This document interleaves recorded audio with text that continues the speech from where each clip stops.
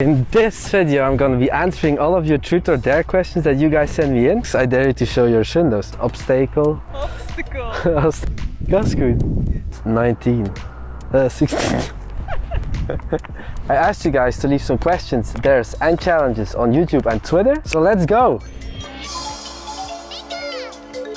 The rules are very simple. I take one card out of the jar and then I need to complete the challenge or answer the question. But there's a twist. If I don't want to answer the question or if I don't want to complete the challenge, I can evolve a wurmple, and if I can predict what it's turning into, then I don't have to complete the challenge or answer the question. But if I'm wrong, then I need to take a second card and I need to do at least one of both. I also have one joker, which means I can skip a task, but I can only do this once.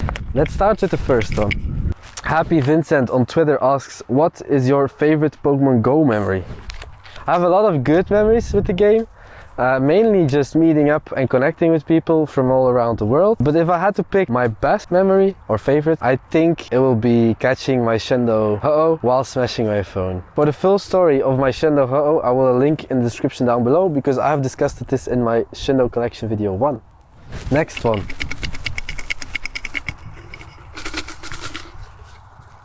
Candice Elaine, I hope I pronounce your name correct, asked on YouTube, which Pokemon do you grind out for each event and the why behind it? My main goal is to have a maxed hundo living dex, so I mainly focus on those that I don't have a hundo of yet. So I try to catch as many as possible to then trade them with people in the hope to get a hundo. And depending on the shiny odd, I decide whether I'm chasing hundos or not. And once I have the hundos, I just grind for the XL candies in order to max them. Next question.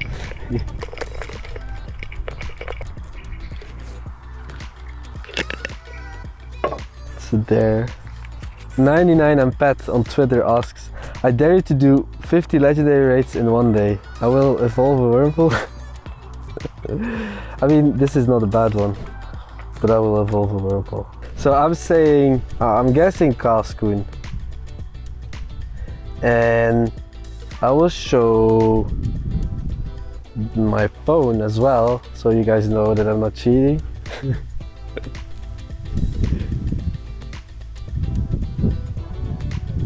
Cascoon. Yeah, I said Cascoon, right? Yes. Okay, so I don't have to do that one. Okay, nice. Okay, that one was easy. Next question. Truth. Basana Vasan asks on YouTube, why did you choose Team Valor when you were level 5 in the game back in 2019? 16. This answer is pretty simple. Back in 2016, I was not living in Ghent.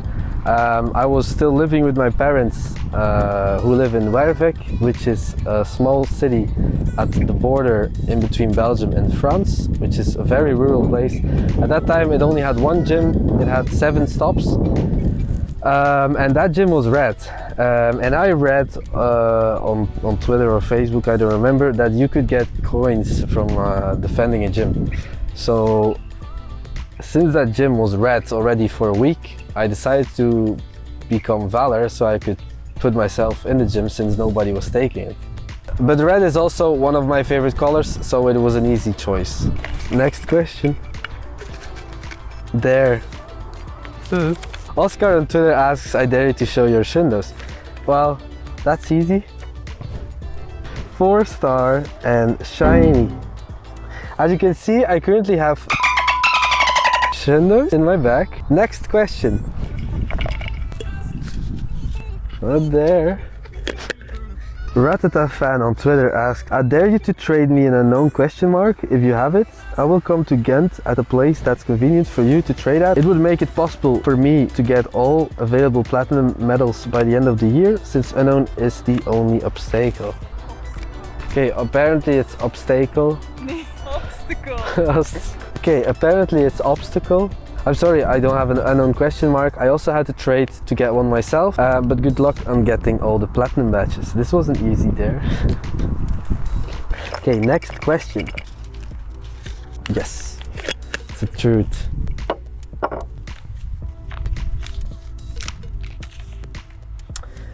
Lewis asks on YouTube, road design for Pokemon GO. How many roads do you have? How did you choose them? recommendations for little town people. Interesting question, Lewis. I have a lot of different routes. My main route is the Citadel, which is the most efficient one, but I also have other routes which I take depending on where I am. For example, during community day, when I'm chasing hundos, after I caught a hundo, I always go back to the closest route that I have so I can maintain my efficiency while chasing hundos. The goal is always to go back to the Citadel, but that's not always possible depending on where I am. And yeah, how do I choose them? Depends on where I am. Recommendations for little town people. I would advise to find yourself a loop that you find yourself comfortable with, that has at least 10 stops, so that you get more items from the stops. I would also advise to get all the gyms on your loop gold, so that if you spin them, that you get extra items, and if possible to make them all your team, because if the gym is your team, you also get more items. And I hope this answers your question. I do plan on making a more in-depth video about this topic, so stay tuned for that. When this video is online, I will put a link to this video in the description down below.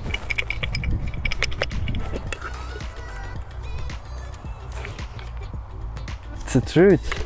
Are you subscribed yet to my channel? According to the YouTube statistics, only 20% of the people watching my videos are subscribed. So if you like my videos and you're not subscribed yet, please subscribe to my channel. It's totally free and it helps me grow my channel. And don't forget to give this video a big thumbs up if you want to see more videos like this. Thank you. Next question. So there. Boat Nerd asked on Twitter, I dare you to use all of that Shellder candy by the end of 2021. But I'm not gonna do that. First of all, because I collect candy, I don't want to use it. And second of all, Shellder is not spawning, so it's definitely not possible. Unless Shellder starts spawning in the winter, which is a possibility, because I don't think we've had Shellder the last year. But I'm gonna skip this by evolving a wurmple, hopefully. Okay, this time I'm gonna go for Silcoon.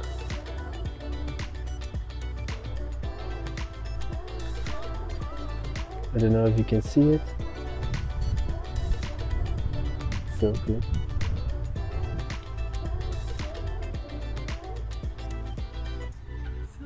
I didn't. Is it? So good. Oh! I'm sorry, Josh. Nice. Next question. It is a question? Yes. Gary Lau, I'm sorry if I mispronounce your name. So Gary asks on Twitter, have you ever had any accidents on your bike while playing Pokemon GO? Nah, not really.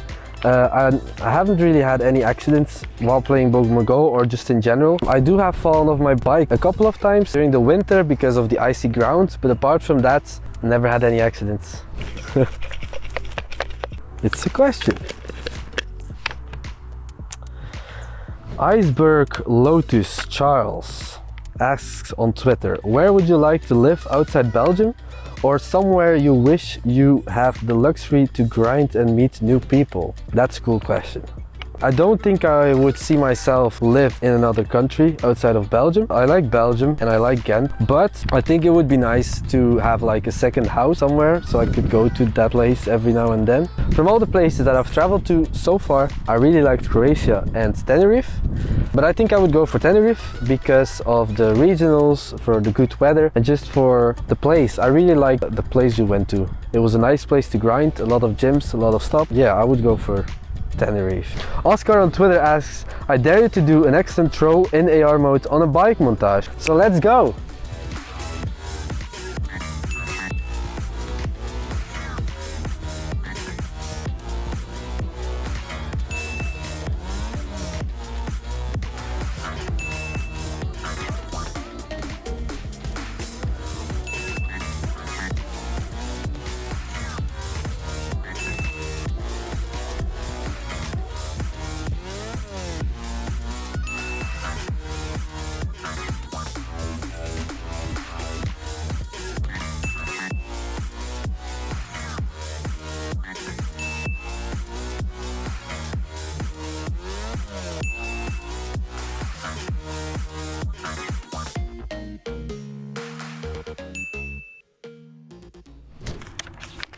Candice Elaine on YouTube asks, what keeps you engaged with the game? Apart from collecting Pokemon, I would say the community, and especially the international community. I love to meet new people, I love connecting with people, and especially from different areas of the world. Me and Anne love to travel. The game is literally everything together. The fact that you have to travel to catch certain Pokemon makes it even more fun. Pokemon Go is a game for every age. Everyone plays the game the way they want to. Everyone collects something else. Most people collect shinies, most people collect hundos, but some people collect level 1 shinies or just level 1 in general, and other people do PvP and stuff. But it's just awesome. Everyone has their own goals and everyone is passionate about the game, although everyone plays it different, and that's just incredible to me. So I would say the community keeps me engaged. Next question. Yoshi Kekleon on Twitter asks, what do you think about slow raids? I honestly don't care if a raid is slow or fast. I'm just happy if we're able to complete it. Next question. Justin asks on Twitter, how do I AR fast catch on a bike with no handlebars? First of all, I would not advise anyone to do this because it's illegal. You're not allowed to use your bike.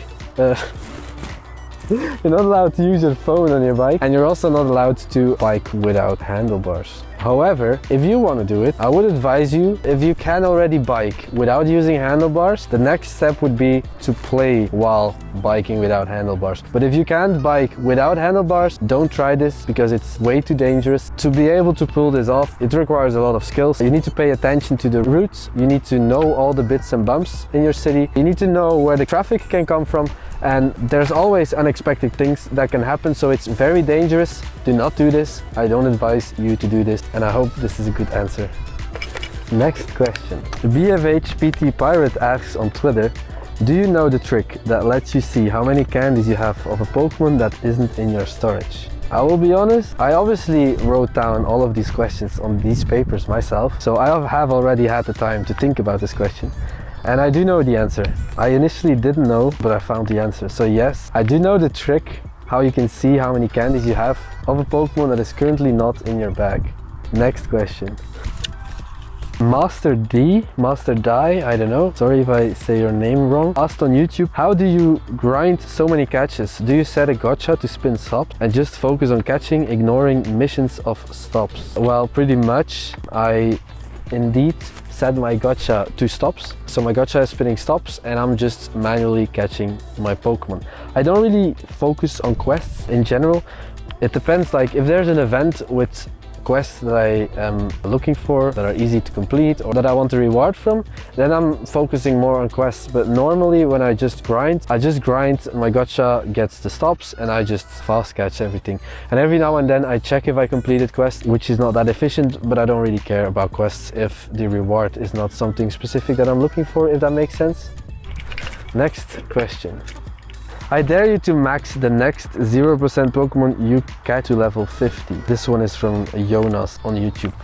Well, I don't really like to max a 0%. And I also don't appraise the Pokemon in my bag, so I will never know if I catch one. But I have 2 0% Meltons in my bag. I will evolve a Wurmple to try and skip this one. And if I can't skip this one, I guess I will max the Melton. Okay, so the first time I said Cascoon, second time I said Silcoon. So now I'm going for Cascoon again.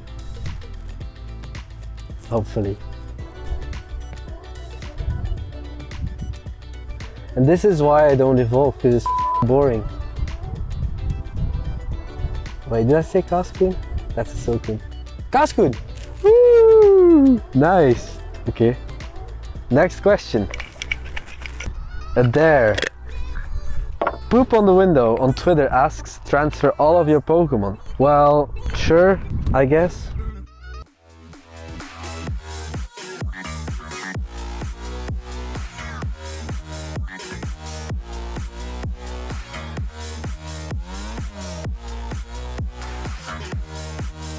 As you can see, I have transferred all of my Pokemon. I still have 7 left over in my bag because I cannot transfer those. And I hate you for doing this to me. Next question. Rafi on Twitter asks, could you imagine to do a world tour but make some friends where you want to go? So you can learn how they grind their playing area and what their goals are in the game. Very interesting question, and hell yeah, this is what I love the most. Apart from collecting hundos, I also love to connect with people. I love learning how they grind is of course one of the top things on my list. Me and Anne love to travel, and while she's making up all the plans, I'm trying to connect with locals from that area. This is for multiple reasons. It's always nice to know a local player because they are the ones that know everything about their area. They can tell you everything about what places to visit, where to buy food, which places to avoid, which places that are dangerous. But of course, more importantly, they can also tell you where to play, which loop is the best in that area. And last but not least, we plan our trips months ahead, so there's plenty of time to become best friends and even lucky friends. So by the time we arrive there, we can do some trade sessions, and then you get to know each other while doing some trade. For example, last year I traveled to Greece and to Madrid, and in Greece I traded with Nina, and in Madrid I traded with Adri. We mainly traded regionals in the hope to get a hundo. Next question. Trainer Kolja asks on Twitter, how have you enjoyed the transition from hardcore to slightly less hardcore? Actually very well. I used to play 6 up to 7 hours a day. Now I only play 3 hours a day. After hitting 1 million catches, I decided to spend less time playing the games. It's less stressful, it's pretty chill. I only play 3 hours, sometimes 4. And there's still plenty of time to do other stuff, such as making videos. Life is way chiller now, there's no rush, I can still play efficient during those 3 hours, and I use my spare time to work on videos. It's less exhausting in general. I still average above 1k catches daily, so that's nice. For me it's more satisfying to achieve more in less time because efficiency is key. And honestly, I'm so happy I made this decision because I'm having so much fun making these videos, and you guys seem to enjoy them as well. Trainer Kolja asks on Twitter, did you ever find it hard to stay motivated when you were playing 6 hours a day, and what did you do to overcome that? That's a very interesting question, and honestly, nowadays I'd say yes, but no. For me it was not hard to stay motivated because I had my one goal, which was 1 million catches, and I was so focused on achieving that I was always calculating my catches daily, weekly, monthly to be on track to get my goal. So I always had daily goals that I had to achieve, so I was always motivated to keep on playing. I must say, during the winter I had a rough time because when my fingers were too cold I was unable to play, and when there was too much snow on the ground it was impossible to bike, so I had to walk, and that obviously made me catch less. But no, I didn't have any problem to stay motivated.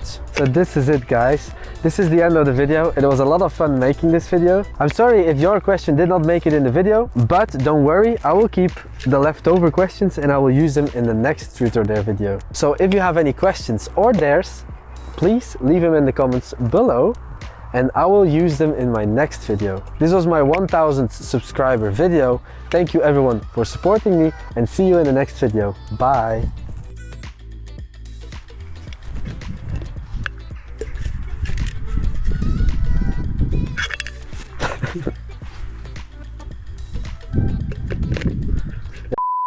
Next question. Or dare.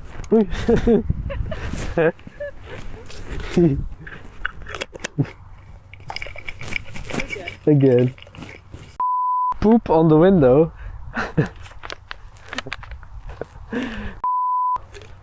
Oh.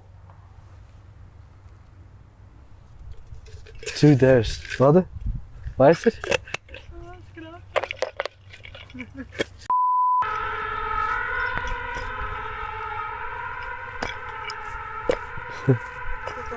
Nee. Leave a comment saying Pikachu if you watched this far in the video. I obviously did not trash all of my Pokemons. I still have all of them. I just edited the footage so it looked as if I did. Thanks for watching. Bye! Obstacle. Okay, apparently it's obstacle. Nee, obstacle. Okay, apparently it's obstacle. You're not allowed to use your bike.